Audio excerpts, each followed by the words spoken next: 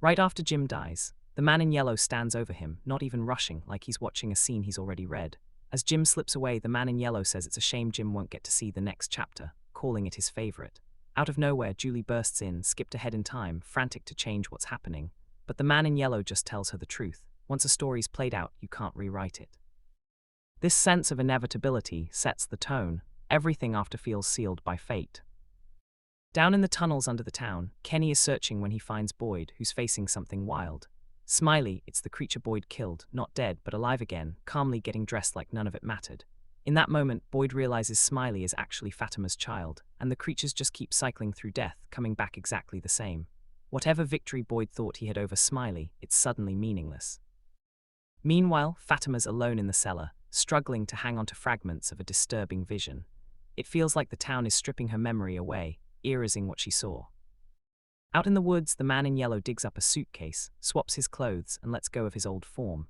Right after, a car smashes into the sheriff's station. Inside, there's an unconscious pastor and a terrified girl called Sophia.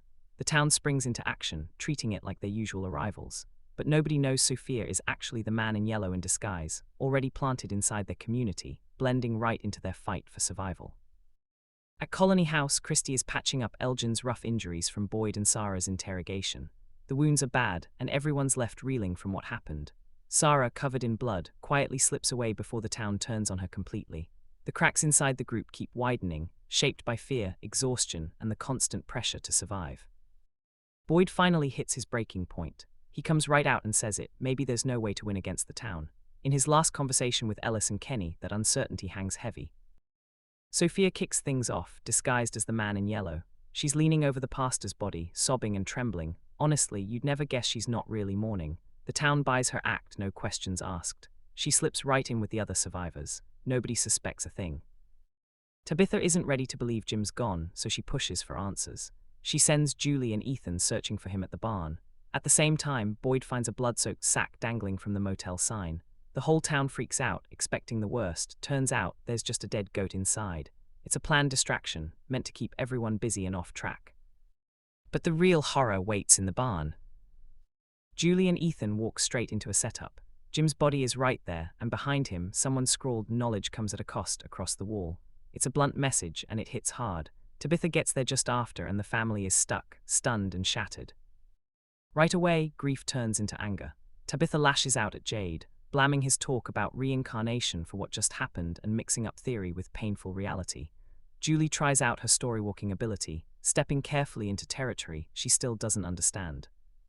Meanwhile, things get chaotic outside. Someone panics and steals an ambulance, hopping to escape, but honestly, the town controls everything. No way out. Boyd changes gears, ditching compassion for cold resolve. He confronts Elgin, laser-focused on keeping order as tension builds. The town's totally fractured and unstable, closing in tighter around everyone. And Sophia, she moves through it all, invisible, already woven into the fabric. With a double funeral for Jim Matthews and the pastor who brought Sophia into town, things don't stay peaceful for long. Suddenly, a swarm of crows fills the sky, swirling above the mourners so violently it's hard to tell if they're paying respects or mocking the whole scene. Julie watches in shock, sensing the birds aren't mourning at all. They're practically celebrating, turning a moment of grief into something twisted and intentional. Tabitha can't bring herself to accept Jim's death. She decides to head back to the bottle tree on her own, convinced it still means something. Henry steps in and they go together. At the tree, the boy in white shows up, but he's different now, older, distant, and flat out telling them that nothing works the way it used to. The tree won't take them where they want to go, and they're running out of time. Ethan becomes obsessed with a place he calls the Lake of Tears, sure it's real because he keeps seeing visions of his dad. He drags Victor into his desperate search, and along the way they find Jade half drowned in a pond, digging for flashes of old memories. Then Victor stumbles on something that wrecks him completely, the abandoned suit of the man in yellow, a figure that's haunted him for years. This discovery sends Victor over the edge. Boyd keeps unraveling too. Even though Officer Acosta is clearly falling apart and begs for a way out, he lets her go instead of helping her face things. Fatima starts following weird urges. She even tells Elgin to bring dirt into her room, as if something, starting to break through into her world. Boyd stands at Abby's grave, confessing that he doesn't recognize himself anymore. Suddenly, the earth bursts open under his feet. A skeletal hand shoots out, latches onto him, and drags him down into the ground. Everyone gathers at the sheriff's office for a tense town meeting. Henry tells the group his mother once painted a figure in a yellow suit, so it's real, not just some myth. People start arguing about what it means. Is the man in yellow a warning, a monster, or is something even worse already happening? Victor can't handle the pressure. He finally confesses that the man in yellow was there during the last cycle's massacre, and his mother died at the bottled tree. He's always remembered bits and pieces, but hid them away just to survive. Now his childhood trauma isn't just a feeling, it's history. Jade turns to mushrooms, hopping for answers through a vision. Boyd hangs around to keep an eye on him. At the lake, the search group finds a hidden rope underwater. When they pull it, the surface erupts and a human silhouette rises up. Something alive is lurking there. Julie tries controlled story walking, diving into the town's past without ruins as guides. She sees the man in yellow feeding during the massacre, but when she snaps back, the evidence is gone. Only her memory remains. Back in town, Sophia manipulates Sarah through a voice only Sarah hears. Whatever Sophia is, she's already inside the residence. Boyd admits the town is slipping out of their control.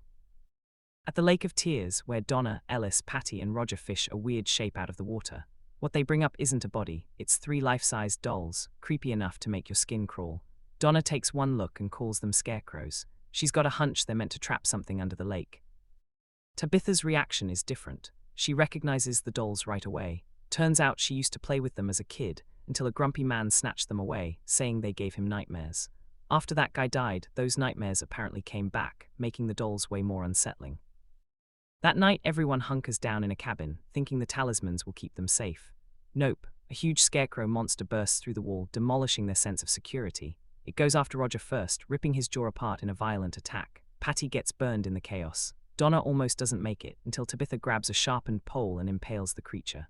She kills it just like that, but the rest of them are forced out into the darkness. Back in town, Boyd watches over Jade, who's tripping hard after a mushroom-fueled vision quest. The safe word, Capricorn, just in case things get out of control. Jade's hallucination isn't just wild, it's personal. He sees ghosts dressed in old-timey clothes, including a younger version of himself. Then he's dragged through his grandmother's death. That tree ghost comes back, making him drink blood from a skull and chanting Ankui. Boyd figures out later that means remember. The vision pulls Jade through tunnels, then the crowd shoves him into a grave and seals it up. When it's all over, Boyd tells Jade he never actually left the post office. The whole thing happened in a few seconds inside his mind. Jade comes out of it convinced. Now he knows where the children are and how to save them.